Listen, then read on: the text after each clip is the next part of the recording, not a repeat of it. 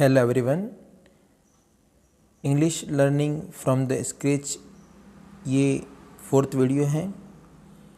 पिछले वीडियोस में हमने अल्फ़ाबेट्स, उनके उच्चारण, वावल्स, कॉन्सोनेंट, सिलेबल्स, वोकेबलरी और सेंटेंस, इनके बारे में हम पढ़ चुके हैं। आगे हम पढ़ने वाले हैं सब्जेक्ट और प्रेडिकेट। सब्जेक्ट जो होता है वो हो सकता है नाउन, प्रोनाउन या जेरेंड या फिर नाउन फ्रेज। और प्रेडिकेट जो सब्जेक्ट के बारे में कुछ भी जानकारी दी हुई होती है, जिसमें एक वर्ब भी होती है। तो जो कुछ भी सब्जेक्ट के बारे में बताया गया हो, सब्जेक्ट को लेकर उसमें जानकारी दी गई हो, तो वो होता है प्रेडिकेट। सिंपल शब्दों में कहूँ तो सब्जेक्ट को अगर निकाल दे सेंटेंस में से, तो जो बचता है वो होता है प्रेडिकेट। तो ये सब्जेक्ट और प्रेडिकेट होते हैं। इसको अच्छी तरह से समझने के लिए हमें पहले पार्ट्स ऑफ स्पीच को समझना होगा, क्योंकि सब्जेक्ट या तो हो सकता है नाउन या प्रोनाउन या कोई नाउन फ्रेज या फिर जेरेंड। अब ये सब क्या होते हैं, इनको देखने के लिए हम पहले देख लेते हैं पार्ट्स ऑफ स्पीच।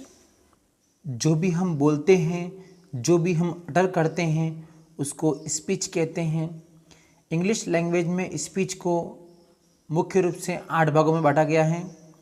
ये 8 भाग हैं नाउन, जिसको हिंदी में कहते हैं संज्ञा, प्रोनाउन सर्वनाम, वर्ब क्रिया, एडजेक्टिव विशेषण, एडवर्ब क्रिया विशेषण, प्रीपोजिशन संबंधवाचक अव्यय, कंजक्शन समुच्चय बोधक अवयव, इंटरजेक्शन विस्मयादि बोधक अवयव। अब इनको हम 1 बाय 1 देखते हैं आगे। उससे पहले एक बात जान लीजिए, जो भी आपके इंग्लिश लैंग्वेज में सेंटेंस आते हैं, जो भी पैराग्राफ होते हैं, चाहे कुछ भी आप बोलते हैं, वो इन्हीं में से किसी का पार्ट होता है। तो चाहे आप इंग्लिश स्पोकन के स्टूडेंट हो, चाहे एकेडमिक के हो, इनको आपको याद करना, समझना और यूज़ करना मस्ट है। आप इनको इग्नोर बिल्कुल नहीं कर सकते। नाउन क्या होता है, प्रोनाउन क्या होता है, इनके क्या पार्ट्स हैं, कहाँ कहाँ इनका यूज़ होता है, तो ये सभी कुछ जानना बहुत बहुत ज़रूरी है। क्योंकि इंग्लिश जो है वो हमारी सेकंड लैंग्वेज है, फर्स्ट लैंग्वेज नहीं है। इंग्लिश को अगर बोलना है तो उस तरह का आपको एनवायरनमेंट चाहिए। जैसे हिंदी हम सीखते हैं सुन सुन के, बोल बोल के, इंग्लिश में ऐसा नहीं है। इंग्लिश को हमें एक स्ट्रेटजी से सीखना पड़ेगा, समझना पड़ेगा। तो शुरू करते हैं इन पार्ट्स ऑफ स्पीच को। सबसे पहले हम देखते हैं नाउन। आप अपने चारों तरफ देखिए, ऊपर नीचे आगे पीछे कहीं भी आपको क्या दिखता है, और अपने आप से एक प्रश्न पूछिए कि ऐसा क्या है जो दुनिया में हर एक के पास है, चाहे वो कोई भी चीज़ हो, कोई भी जगह हो, कोई भी व्यक्ति हो। तो आपका आंसर होगा नाम। तो नाउन कुछ नहीं है, किसी भी व्यक्ति का नाम, वस्तु का नाम, स्थान का नाम, या फिर आपके दिल में जो भाव उमड़ते हैं उनका नाम। तो हिंदी में कहते हैं इसे संज्ञा। A noun is a naming word, all that we can see, feel और थिंक इज़ अ नाउन। जो हम फील करते हैं, जो हम सोचते हैं, वो सब कुछ क्या है? नाउन। जो हम सब कुछ देखते हैं चारों तरफ। A noun is a word used to name a person, place, thing और एन आइडिया।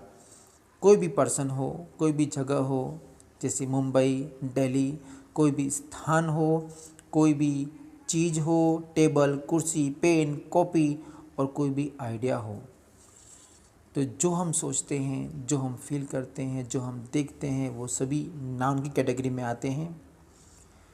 नाउन के भी कुछ पार्ट्स हैं जिनमें कॉमन नाउन जातिवाचक संज्ञा, प्रॉपर नाउन व्यक्तिवाचक संज्ञा, कलेक्टिव नाउन समूहवाचक संज्ञा, एब्स्ट्रैक्ट नाउन भाववाचक संज्ञा। सबसे पहले कॉमन नाउन जो सबके लिए कॉमन है, जैसे गर्ल, बॉय, मैन, ये सब वर्ड होते हैं, वो सबके लिए कॉमन है। तो पर्टिकुलर एक का नाम नहीं है, ये पूरा जाति को बोध करा रहा है। ओके। सेकंड है प्रॉपर नाउन। प्रॉपर नाउन कहते हैं कि किसी खास का नाम, जैसे कि मुंबई क्या है, प्रॉपर नाउन है।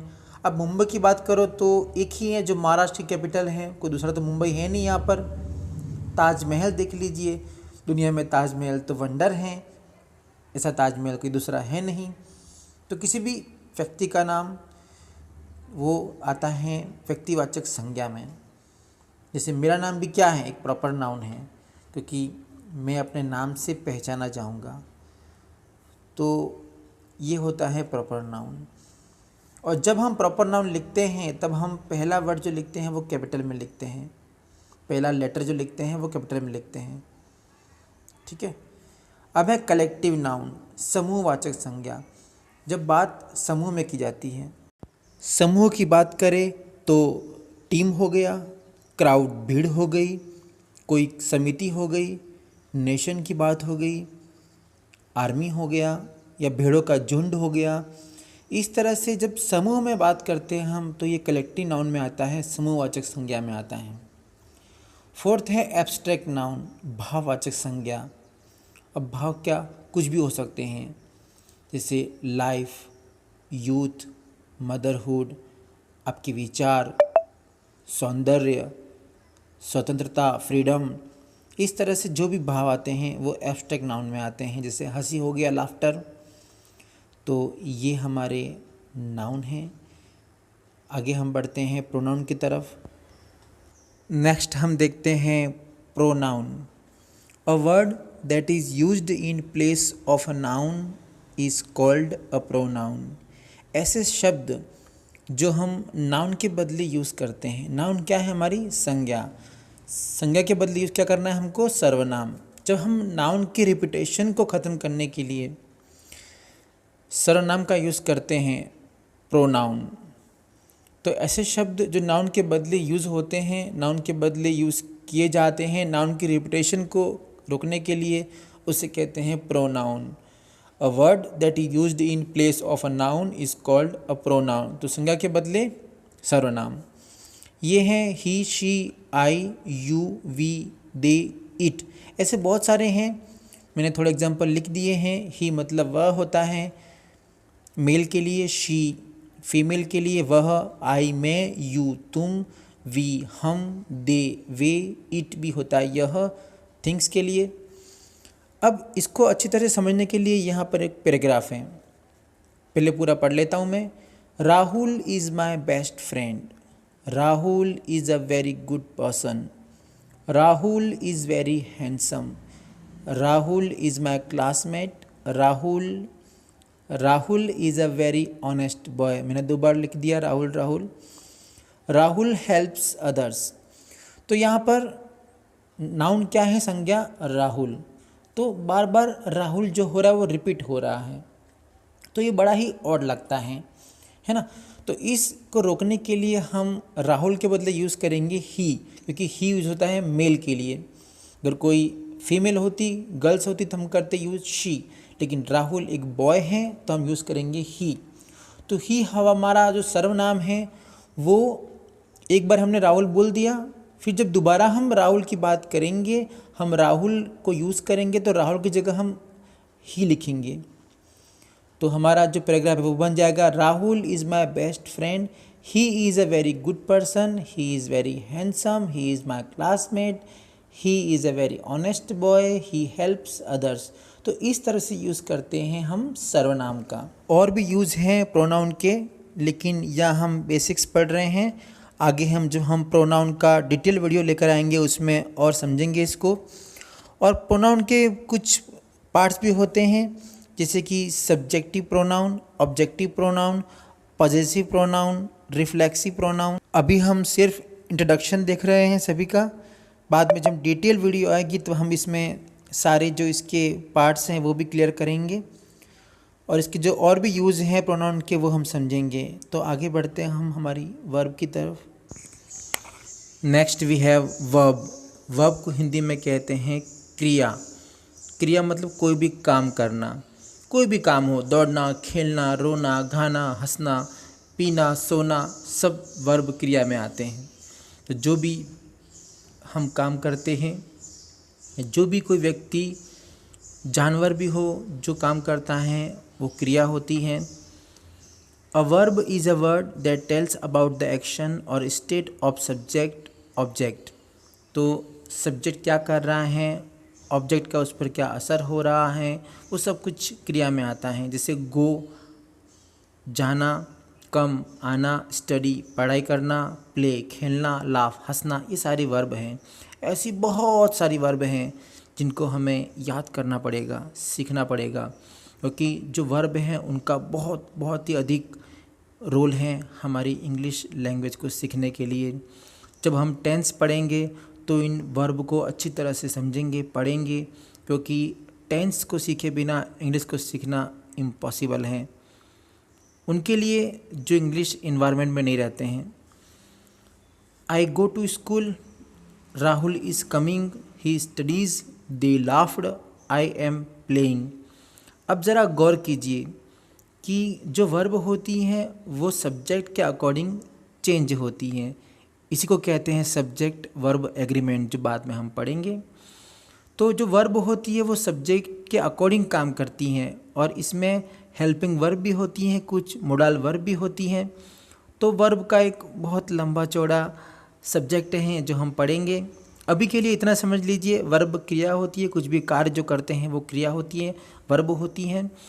तो सब्जेक्ट के अकॉर्डिंग वर्ब चेंज होती रहती है और कोई भी चीज़ किस जगह पर है, किस अवस्था में है, किस अवस्था में थी, तो स्टेट को भी बताने के लिए वर्ब का उपयोग करते हैं।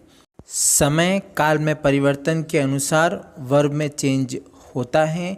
ये हम टेंस के चैप्टर में अच्छी तरह से समझेंगे। आगे हम बढ़ते हैं हमारे नेक्स्ट एडजेक्टिव की तरफ। अब देखते हैं हम एडजेक्टिव, विशेषण। ये शब्द ऐसे होते हैं जो नाउन और सर्वनाम दोनों के बारे में कुछ अधिक जानकारी दे, उनकी विशेषता बताए।